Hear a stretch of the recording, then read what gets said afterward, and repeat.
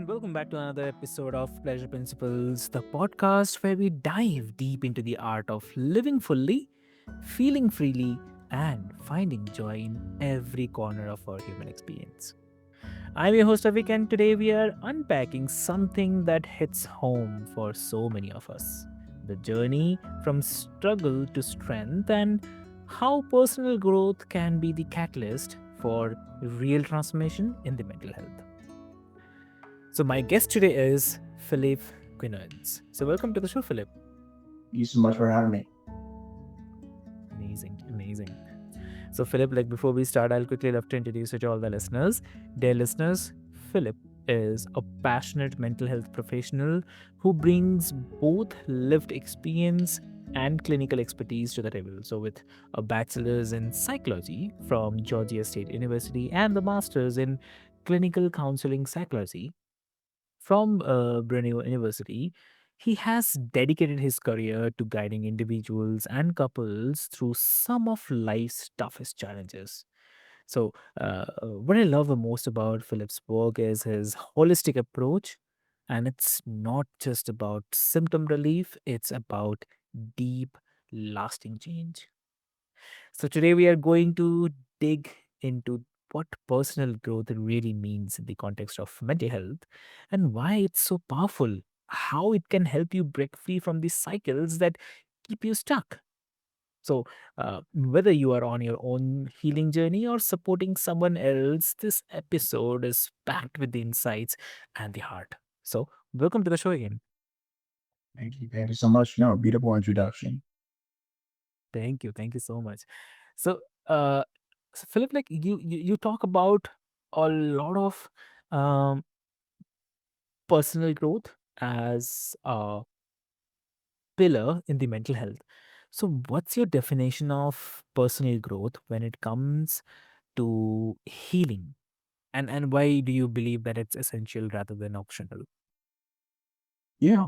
Um, Great question. So the way that I would describe personal growth to me is who could you be if you strive to be that person? And in different facets, you can be able to measure that for yourself. Once you do more self reflection, more mindfulness, more conscientiousness for how your life is going. And when you look at yourself and you say, hey, I think in these areas of my life, I could be a better version of myself, whether that be as a professional, whether that be as a family member, a friend, a lover, whether that be in your health physically, whether that be in your mental well being psychologically. That can be in the spiritual realm or religious, if that's something that you practice. That could also be a genuine member of your community into society.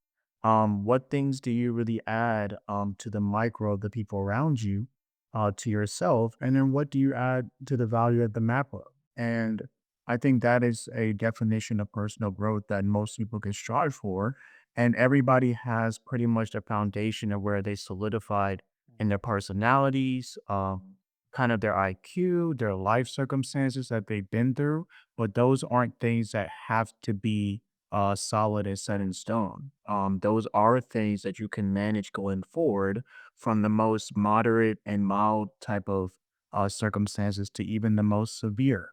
There are circumstances now where people can be assisted with that. You don't necessarily have to do it alone, and that's necessarily what my job is I'm coming to help you in your personal growth in a psychological way, but I'm very collaborative as well. I'm very holistic, like you mentioned, because it's not just about what's happening in the mind, but what's happening in the other facets of your life and your personal growth. And some people sometimes minimize that those other facets of their life are affecting their psychological well-being on top of some of the things that maybe they have been biologically and physiologically Mm. dealt with in their life. So I come in and I try to help manage that change and their like and walk with those people through their personal growth and whatever kind of specific goals that they are wanting to achieve. Exactly. Really lovely. So, uh, I mean, it's really great.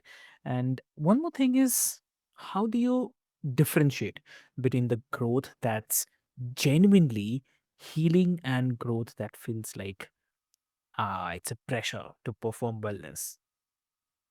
Mhm, mhm.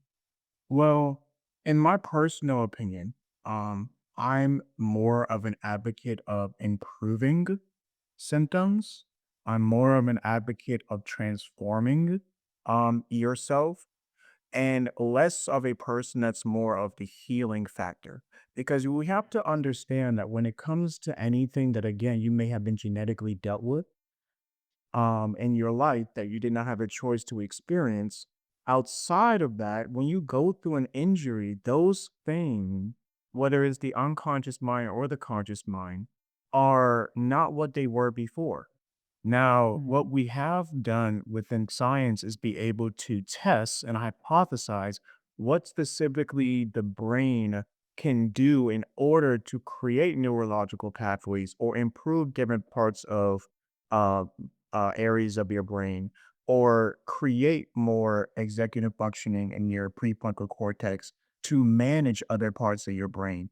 But those things are managing, those are improving things, not necessarily healing those things. And so when I'm working with clients as a therapist, when you're coming to me and you have the very severe type of psychological symptoms, we find a diagnosis and we specify a treatment plan in order to address those psychological symptoms. We're trying to improve you. So that can be from depression, anxiety, PTSD, CPTSD.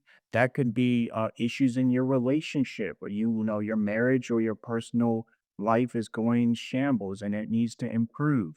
Like those are things that I can't change, and those are things that you can't change from when you come to my office. But moving forward, we can improve those situations so you don't have severe type of symptoms, but you have more mild or moderate and you may be more prone to those type of things. You may need to be on medication. You may need lifelong therapy. You may need to be able to see doctors on several occasions. Like it's okay that that is a part of your specific life.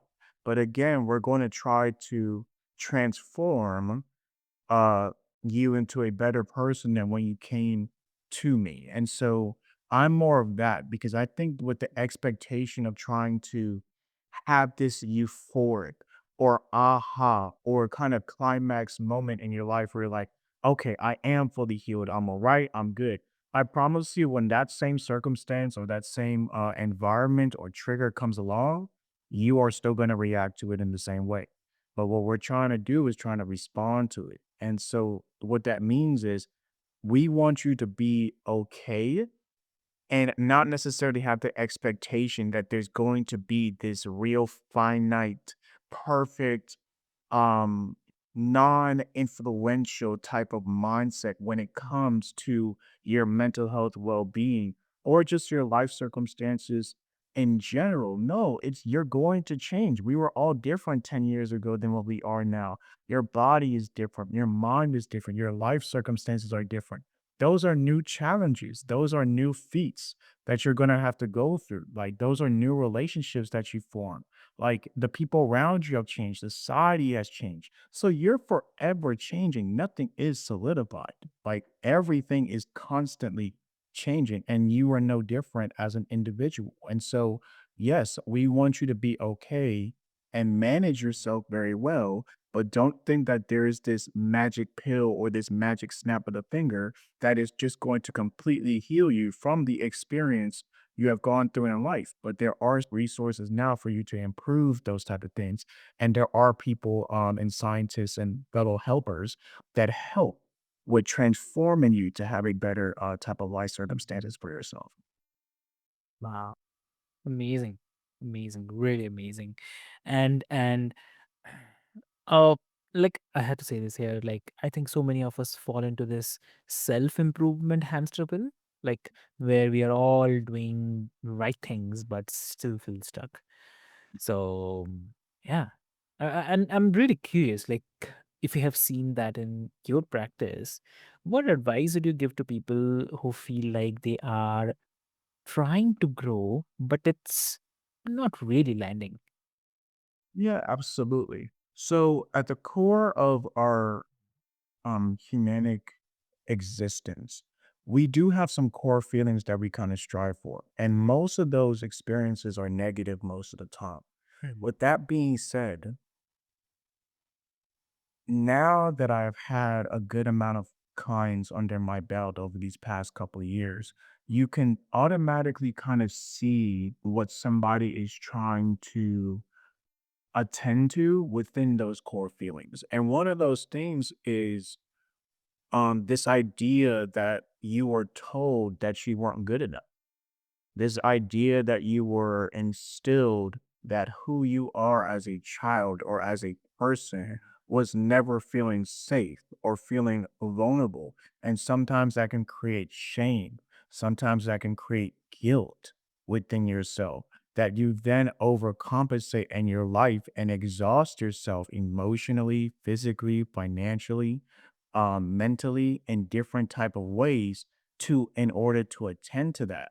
So now, yes, I when clients come through, they still need a space to kind of walk that through because sometimes given the answer to that, some people don't have the motivation enough yet to really get down to that finite foundation that they're trying to attend to. But it is the thing that is in the back of my head because it's no different. You are trying to feel like you're not good enough. Your media is telling you that you're not good enough. The people in your life, whether it's your parents or some of your friends or colleagues or classmates or uh, romantic partners are telling you that you're not good enough. So we have to attend to that type of distortion in your life. And then what I do is again look at those multifaceted aspects of your life and say, well, do you feel like this is more rewarding to you? Is this something that is exhausting you? How do you feel when you do this? How do you feel when you go through this type of circumstance? It seems like there's some type of pattern here. What might that pattern be? What is the ultimate goal? If you could snap your finger and you could be perfect in your mind, what would that look like? Okay, is that somebody else's perspective or is that your perspective? And if you had that, would you think that would change anything? I don't think that would help you change how you feel. So what we need to do is that when you go through those life circumstances and you get triggered and that is reminded of you of, oh, this is a thing that has been foundational for me that I'm not good enough. We have to be mindful and bring you back to the present and say, no, the evidence is that I'm better along than where I was. And I do have certain expectations to the limits that I put on myself, but I'd also know that I'm not going to try to let those things negatively influence me. And the message that I'm gonna rather tell myself than what other people in society is telling you, that no matter what, I am foundationally good enough, and you are good enough for your own self well-being, and everything else, again, is more of an improvement and a strive in another facet of your life. But these are things that you don't have to unlearn, but these are things that you have to be more aware of so that when you are going to be triggered by them, you know how to center yourself a lot better. Exactly. Very true. Very true. Yeah. And okay. And the thing is, like a lot of people start their mental health journey during a crisis. So do you think that uh, we can truly commit to personal growth without hitting a breaking point first? Oh, that's a great question. Mhm. Yes, I think that we can. Um, in my it's in my experience, I have seen the different motivators that people go through when they want to change something. But again, with the more mild and moderate type of symptoms that clients present themselves psychologically with, they are more uh motivated in a way that says, "Oh, I'm kind of familiar with what is been happening, I know that psychology and therapy is a resource for me. So I'm going to go and attend to that as quickly as something may happen because I like the continuous improvement and I like the fact that I have somebody to be a resource for me. Whereas people that are more severe usually have I would say, stronger or more volatile situations that bring them to my office and to seek services because they have experienced such depth with what they are going through mentally and the circumstances that have been happening around them. But that also could be a strong motivator for them in and of itself. And so what I know is that if you contact me, there is something that you're wanting to change. And no, it does not have to be a major depressive or strong catastrophic or extreme experience in order for you to seek services. Sometimes the work can be preventative care as well. And if it's unfortunate that you have gone through those things like I've mentioned, that sometimes even with the brain, those things haven't registered yet. It actually could be kind of harmful if you try to attend to those things super quickly. And some of the literature has pointed out to that, like especially with people that are going through very violent type of situations in their life. Like sometimes it's bad to go and talk about those things right away. We don't know how the brain has been damaged. Again, trauma is specifically is an aftermath of a wound that has happened to you.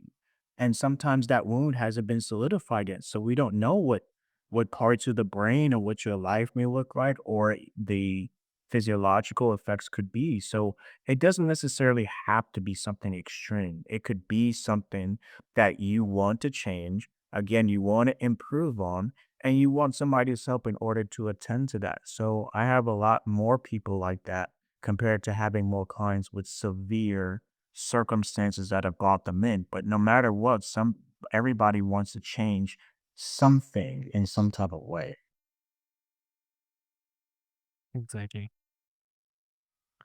So, amazing. That's really, really amazing. And like, boundaries and the self worth are definitely huge in personal growth. So, how do you coach someone who knows that they need boundaries but struggles to actually hold them? Mm, absolutely. So, a nice analogy that I use for boundaries is that you are on the inside of this circle and around you are these doors. And you have to remember that the locks are on the inside of the doors.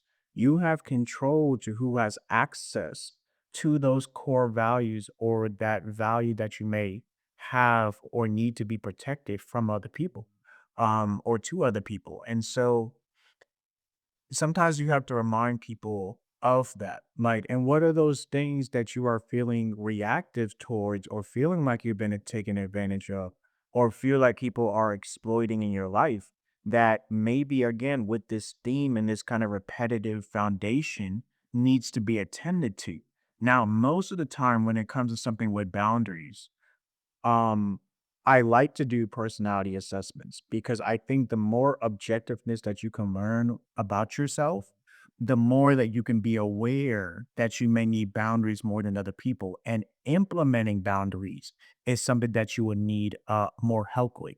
So, for example, a client who is more agreeable, a client who is more neurotic, a client that is less passive, and a client that is less conscientious, um, and also maybe less extroverted, probably is a very ideal person who really struggles with boundaries. They have a problem saying no. They have a problem asserting themselves when people speak and advocate for them when they don't want to be a part of that.